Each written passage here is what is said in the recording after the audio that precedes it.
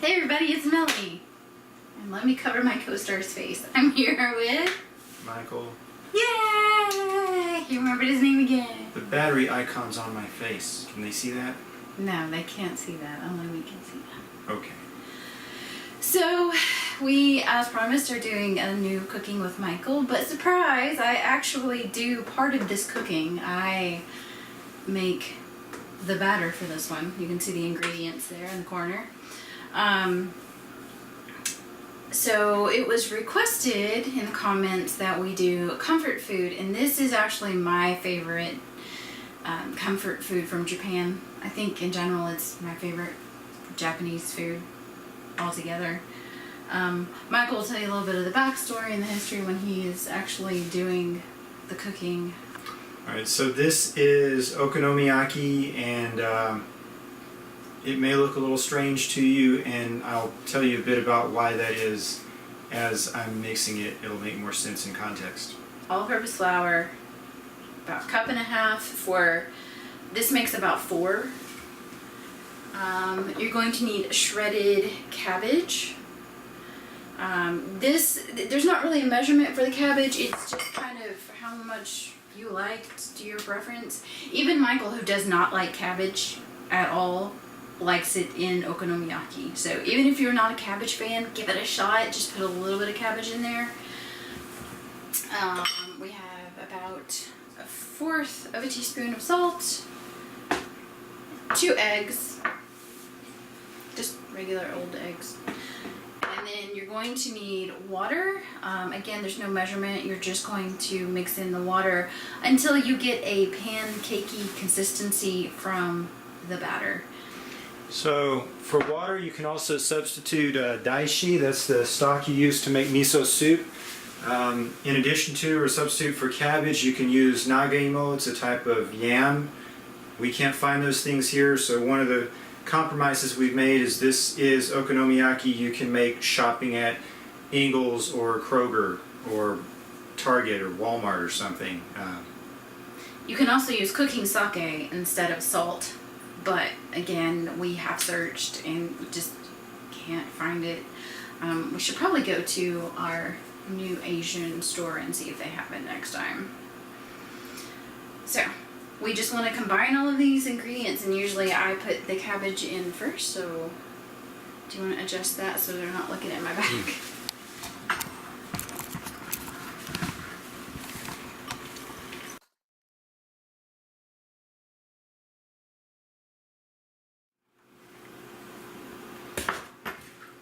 So cabbage and salt in, and then I usually mix it before I put the next thing in.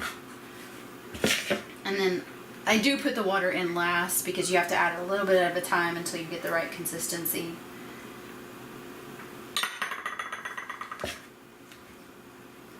If you're making Tokyo style monjayaki, you can leave your shredded nagaimo or cabbage out of the batter. You mix a thin runny batter, and you're going to put the cabbage or whatever shredded vegetables you have directly on the grill, and they'll kind of corral the batter in the middle. So I'm just going to start adding this a little bit at a time until we get the right consistency.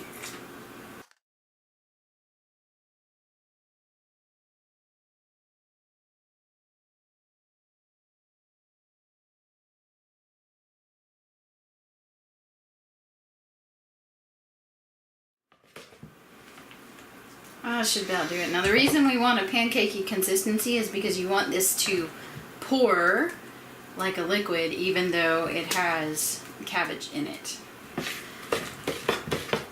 So that's my part. That's my part. Cameraman, thank you.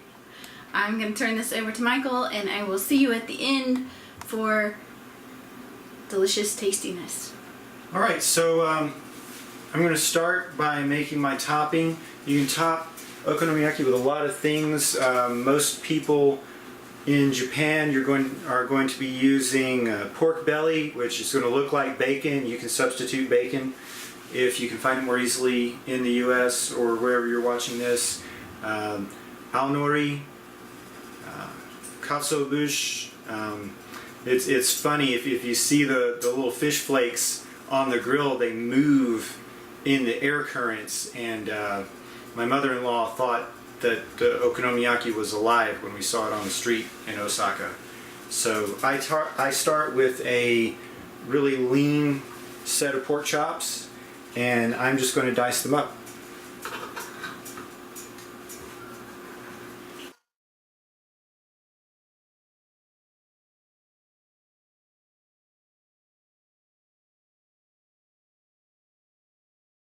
Dice it thin, get a high surface area to volume ratio for more flavor.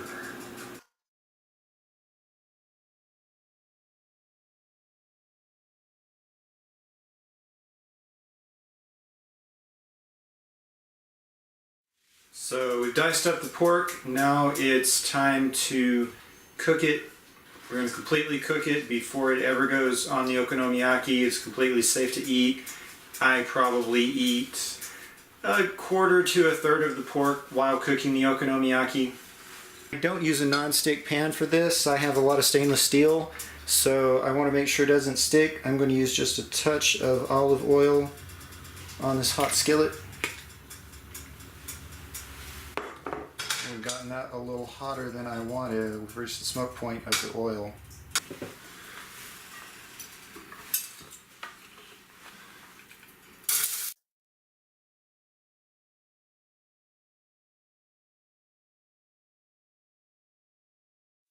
So I like to just let these cook until I can see white all the way through.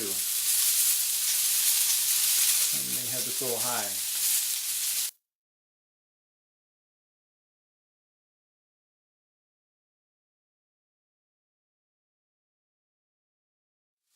I'm starting to see the color come through this pork.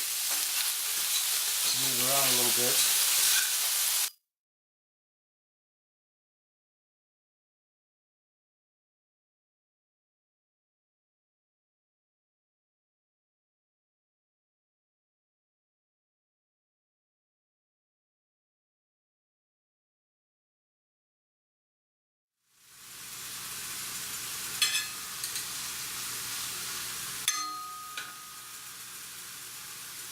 Looks like that cooked through.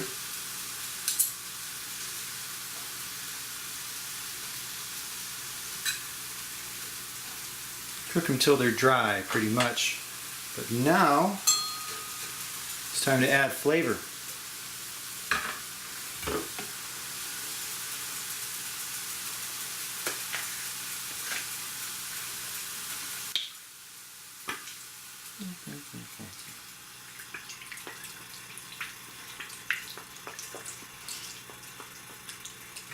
Low sodium soy sauce is wimpy. I won't be using it in the future. But we'll stick with it today and not waste the bottle.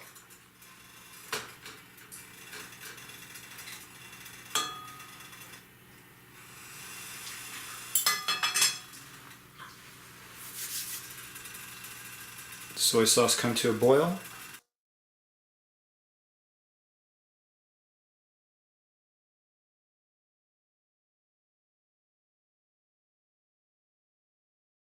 I'm going to boil this soy sauce until it goes dry.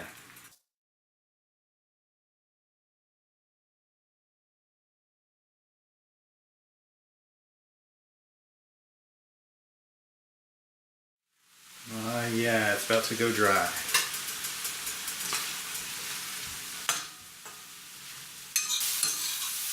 Yeah, that's that. That's that flavor.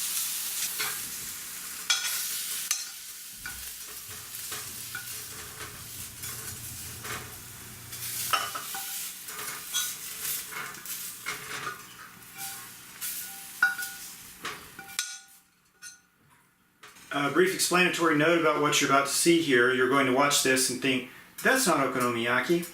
And it's not exactly.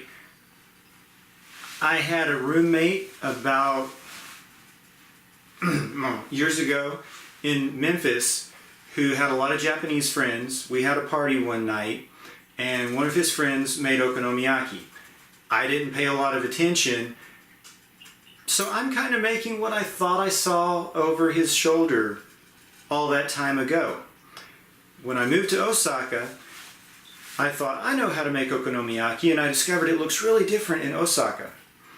I've since found out that what I'm making is more similar to monjayaki, as Tokyo style okonomiyaki, except I blend the batter like Osaka style okonomiyaki, and where monjayaki is served really kind of liquidy, I'm overcooking it until it's kind of a finger food like Osaka style okonomiyaki. So I'm just going to call this Memphis style okonomiyaki, and I hope you like it.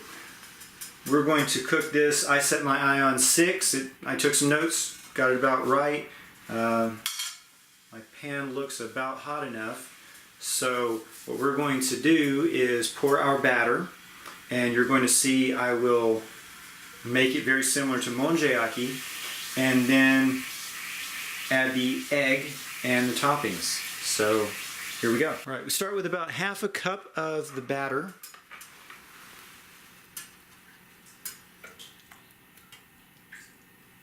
A nice pasty consistency.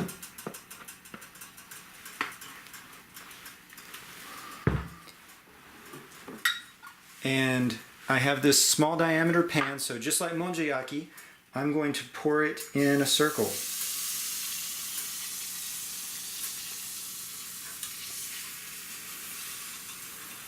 And instead of putting my batter in the middle, I'm going to put an egg in the middle. So the egg cooks through. And we'll add some toppings.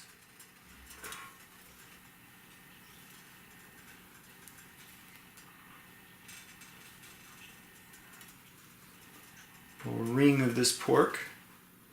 We're going to cook it for 4 minutes on each side.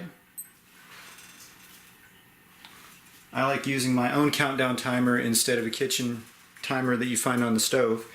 I don't know if you can see the stove display here, but I've gone ahead and set the oven to 170. That's because I have to cook these one at a time. They take 8 minutes at a time. I want to keep this one warm while I'm cooking the next one, and so on, because this is a 32-minute process if we're going to make 2 each for the 2 of us. Let's watch this.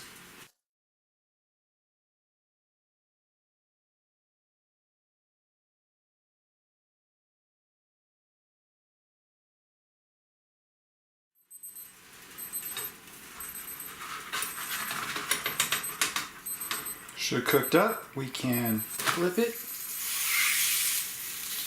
squish it on down, and we give it another 4 minutes on this side.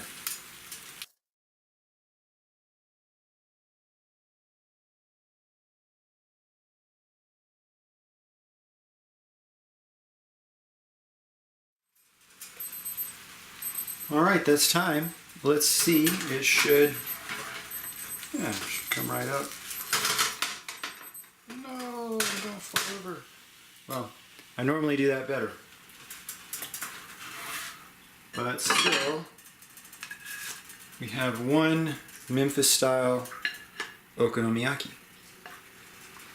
I'm going to do the other 3 and check back in with you in a bit. Eating time! No, I don't know why I had to sing that. It had to be sung.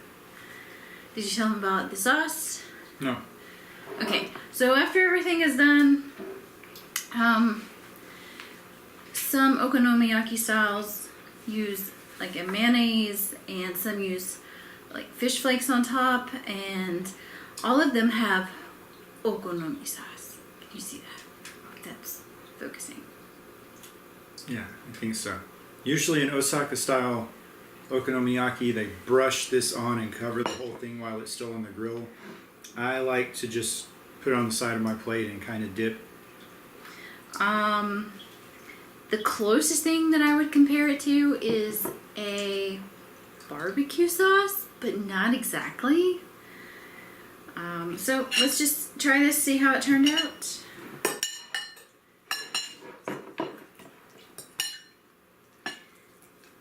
We have found one Asian grocery store in Asheville that has the okonomi sauce, and it's on Tunnel Road. What is the name of the store?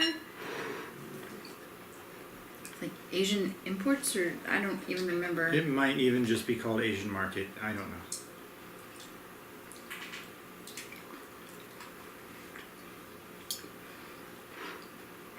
It's so good. The closest thing, I mean, it's like eating a sandwich, but all of your ingredients are baked right into the bread. Wouldn't you say? It's pretty rounded. You have vegetables, starch, lots of protein, way more protein, of course, than you find in an actual Japanese okonomiyaki, because this is Memphis style okonomiyaki. I'm sorry to say this is probably nowhere near gluten-free. Is the camera sliding towards you? I feel like I'm off to the side.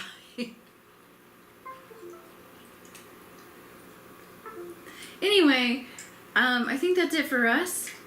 If you have made okonomiyaki or you try the recipe, leave us a comment down below and tell us what you think. If you want to tell us how we're doing it wrong, leave a comment. Tell us what you think. You can also find me on Facebook, facebook.com/ShiveringShimmy. I'm also ShiveringShimmy on Twitter, Tumblr, Instagram, and Snapchat. And I think that's it. So we're going to enjoy dinner, and we will see you next time. Bye!